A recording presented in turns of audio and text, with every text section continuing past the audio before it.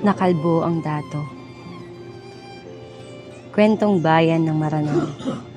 Ang kwentong ito ay tungkol sa isang Muslim. Ilalahad ito ang ilang paniniwala ng mga Muslim tungkol sa pag-aasawa.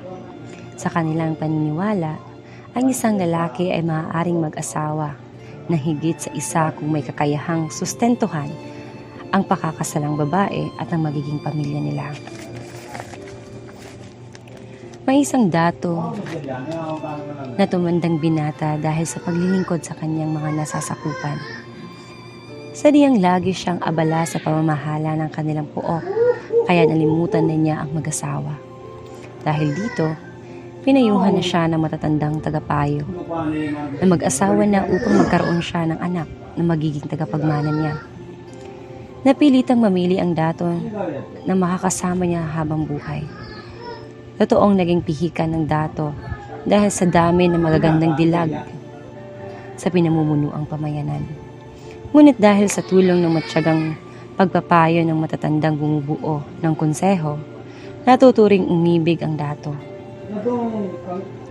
Ngunit hindi lamang iisang dilag ang napili ng dato, kundi dalawang dalagang tunay na magaganda at mababait pa.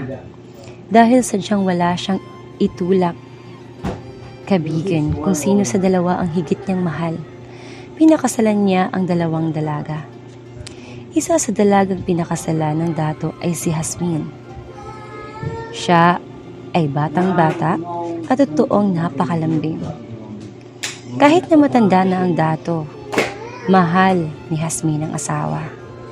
Mahal na mahal din siya ng dato, kaya ipinagkaloob nito ang kanya ang bawat hilingin niya. Dahil sa pagmamahal ng matandang dato, nag-isip si Jasmine ng paraan upang magmukhang bata ang asawa. Bubunutin ko ang mapuputing buhok ng dato. Sa ganitong paraan, magmumukha kasing gulang ko lamang siya. Ganun nga ang ginawa ni Jasmine. Tuwing namamahinga ang dato, pinubunutan ni Jasmine ng puting buhok ang asawa. Dahil dito, madaling nakakatulog ang dato at napakahimbing pa. Sadyang mahal din ni dato si Farida, ang isa pa niyang asawa. Tunay na maganda at mabait din si Farida, ngunit kasintanda siya ng dato. Tuwang-tuwa si Farida kapag nakikita ang mga puting buhok ng dato. Tuwing tanghali, sinusuklayan niya ito. Kapag tulog ng dato, palihim niyang binubunot ang itim na buhok ng asawa. Dahil sa ipinapakita pagmamahal ng dalawa sa asawa, ay kontento na ang kanyang buhay. Sa kanyang buhay ang dato. Tunay naging maligaya siya. At pinagsisihan niya kung bakit hindi kaagad siya nag-asawa.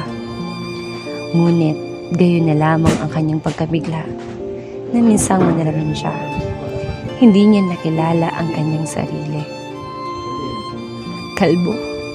Kalbo, ako. Sigaw ng dato.